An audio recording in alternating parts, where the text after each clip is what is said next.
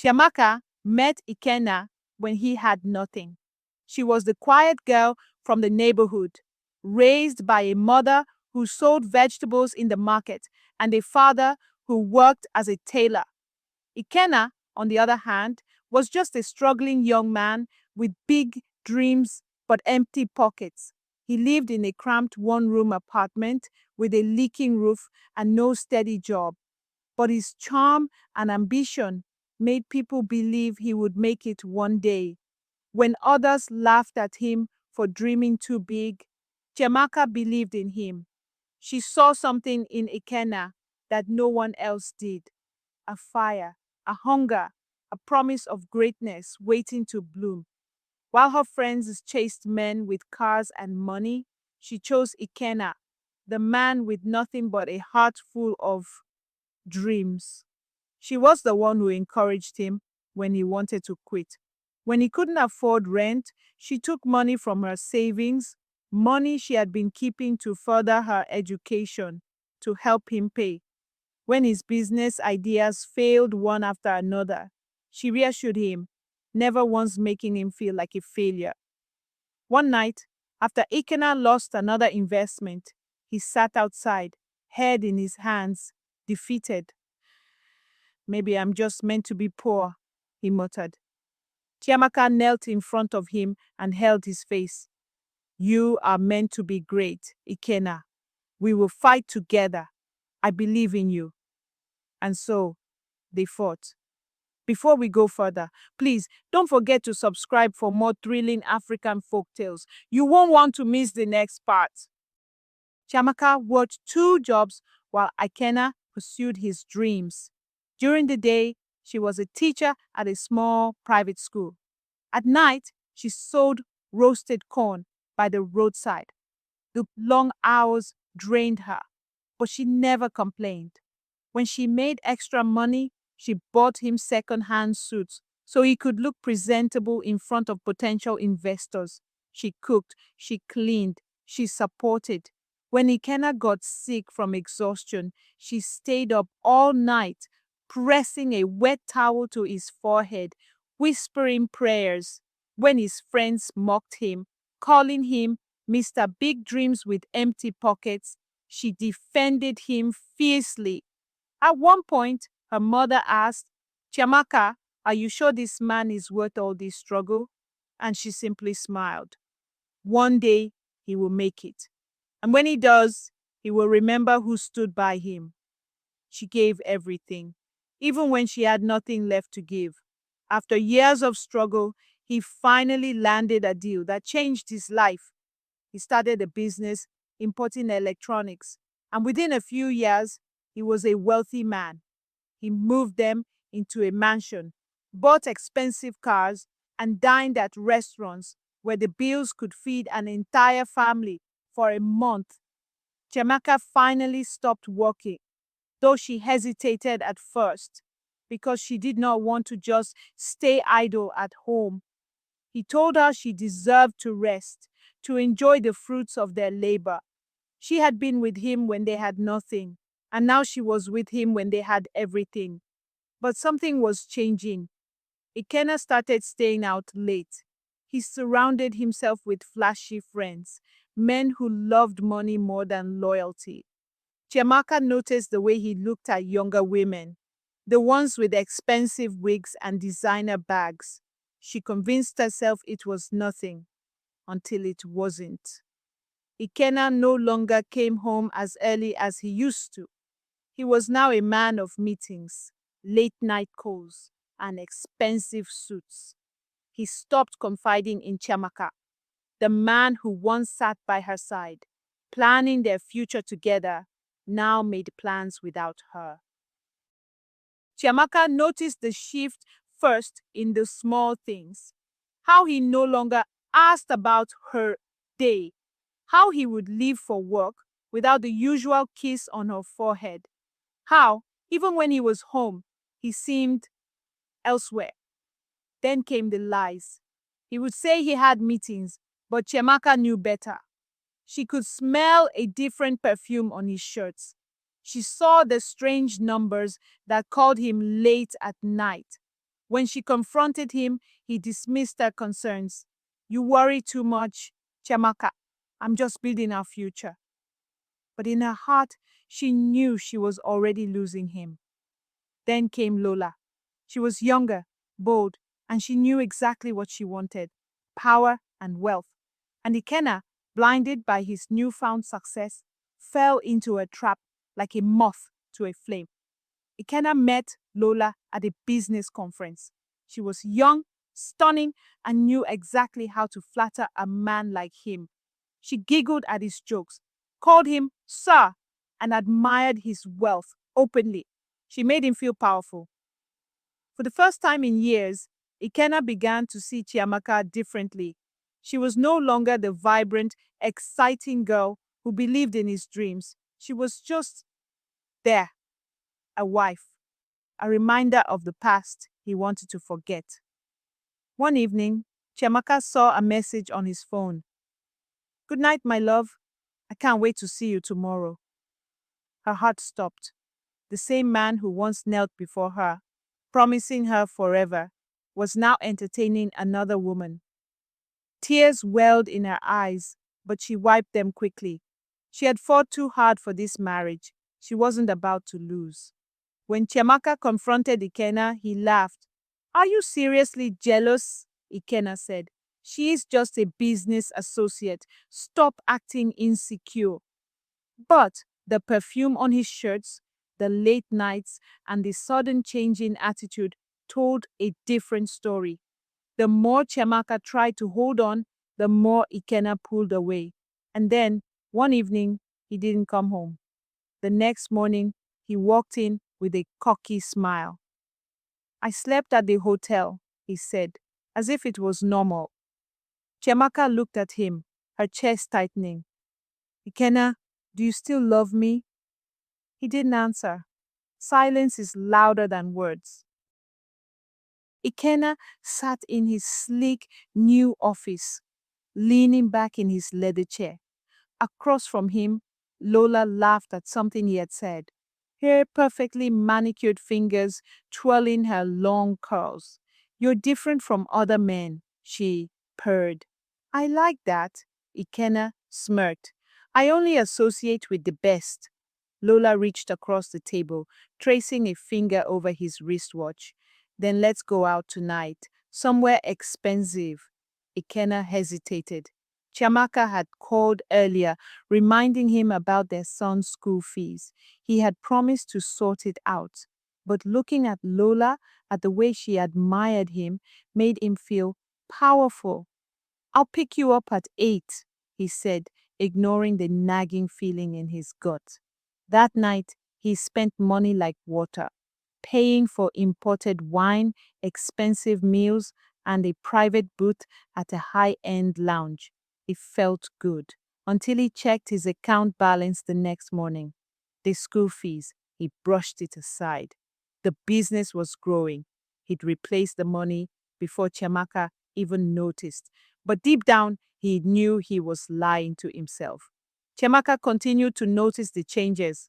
Ikenna constantly came home late, reeking of perfume that wasn't hers. His phone, once casually left on the table, was now always in his pocket. His money, which used to flow into their home, now disappeared as fast as it came. One evening, as they sat at the dining table, she finally spoke. Ikenna, are you seeing someone else? His fork clattered against his plate. Chiamaka, don't start. Then explain to me why you always come home late, why you don't have time for your children anymore, why the money you promised for school fees is gone. Ikenna's jaw tightened. You don't understand business, Chiamaka. Stop nagging me. Chiamaka swallowed her anger. Nagging, she whispered. Do you know how much I sacrificed for you? I carried you through the hardest times, and now that you have money, I'm just a nuisance. Ikenna sighed, rubbing his temple. I don't need this stress. That was all she needed to hear. She stood up, pushing back her chair. One day, you will understand the price of arrogance. She walked away, leaving Ikenna staring at his untouched meal. Lola did not build with him. She only saw the empire he had now. Unlike Chiamaka, she did not know his struggles, nor did she care.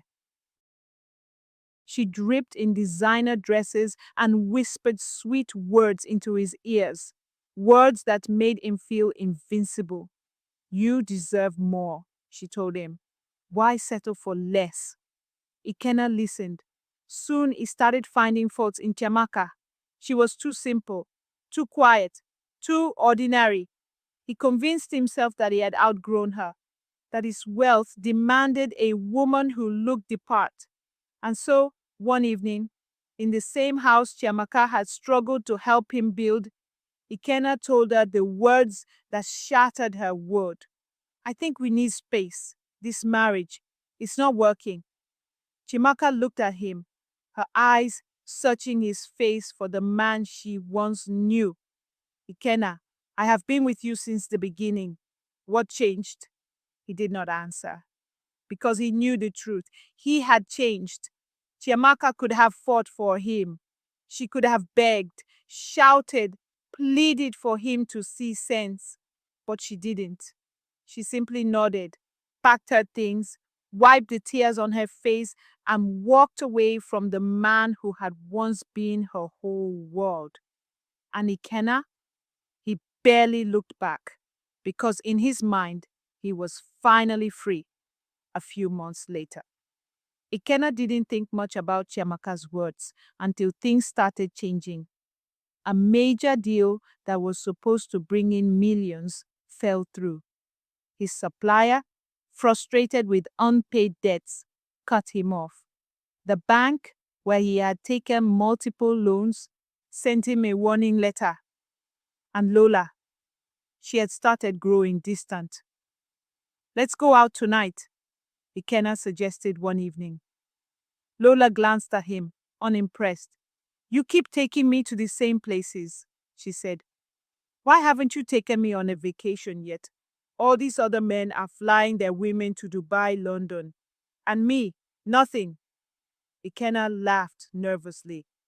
You know I've been busy. You're making money, aren't you? She pressed. Or is your business not doing as well as you say? Ikenna forced a smile. Of course it is. But his chest felt tight. Lola tilted her head, studying him.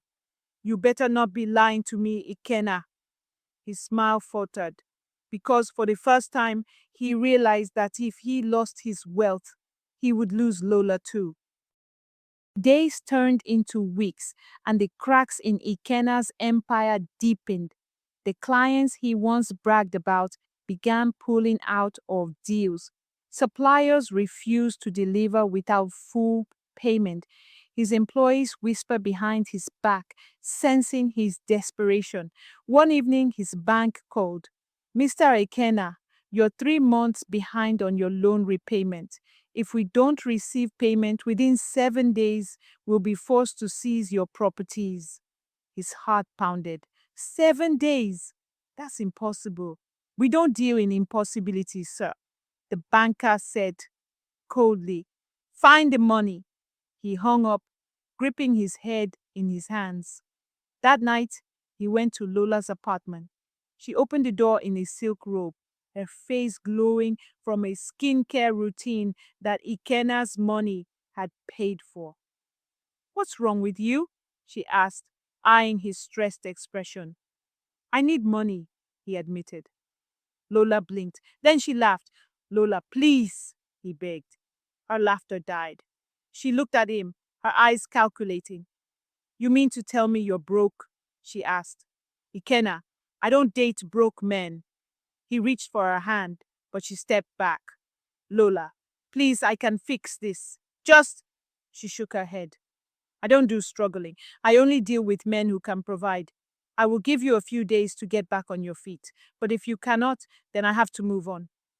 She picked up her handbag and a jacket, then left the apartment, and with that, she shut the door in his face. Ikenna stood there, stunned. Ikenna's success continued to crumble.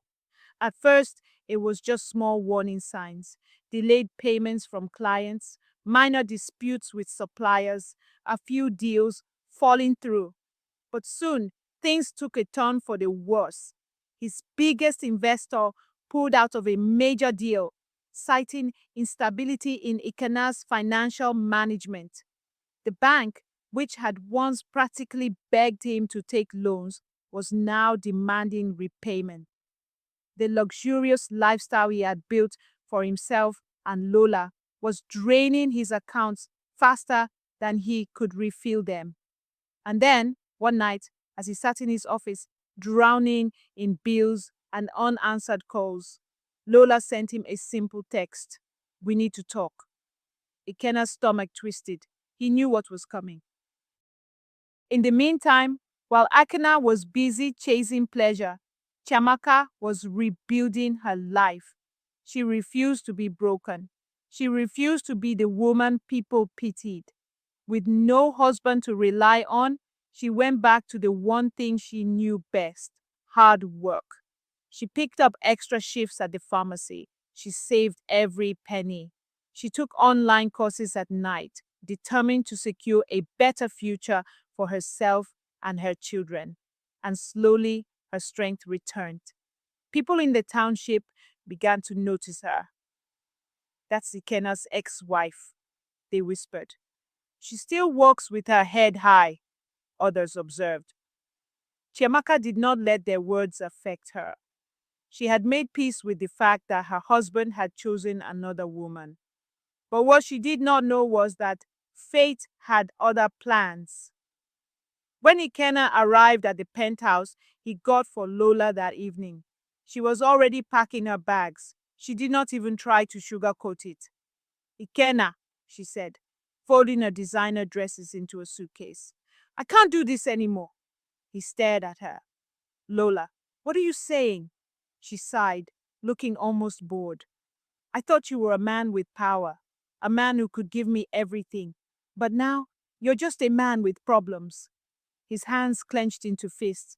"I gave you everything." She zipped her bag. "And now, you have nothing left to give."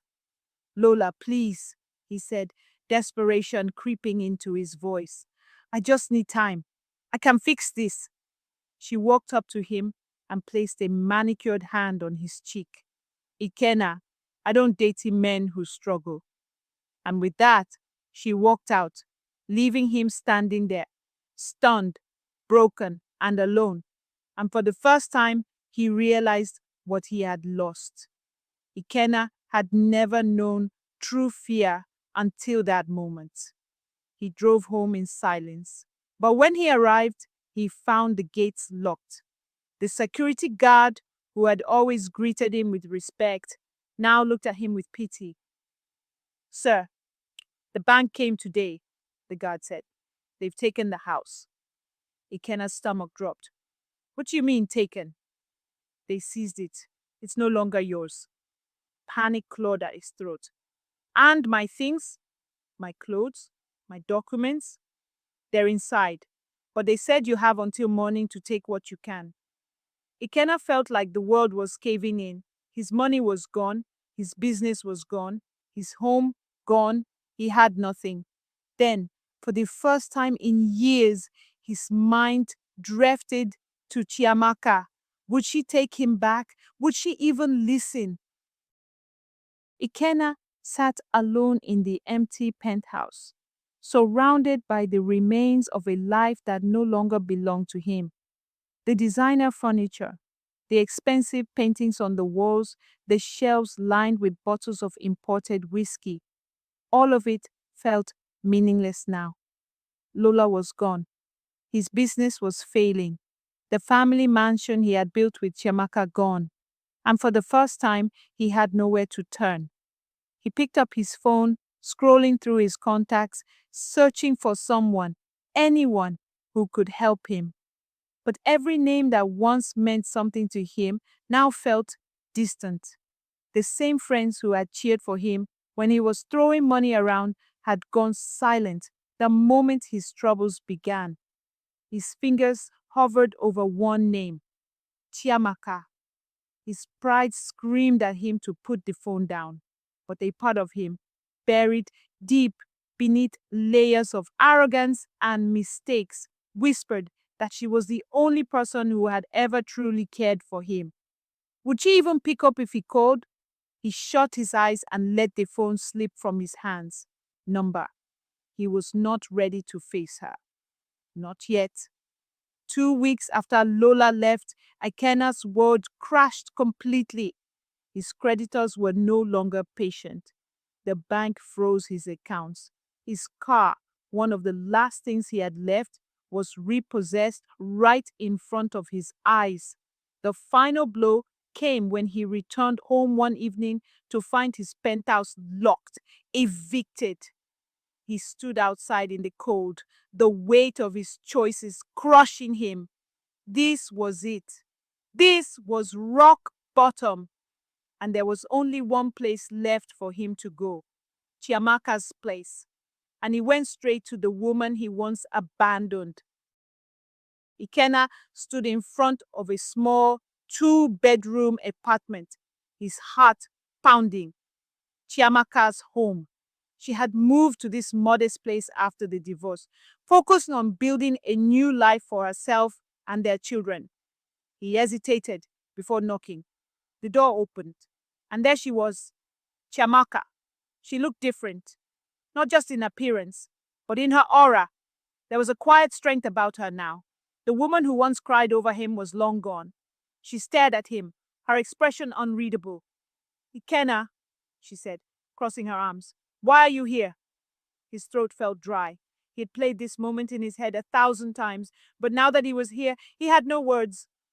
I lost everything, he admitted finally.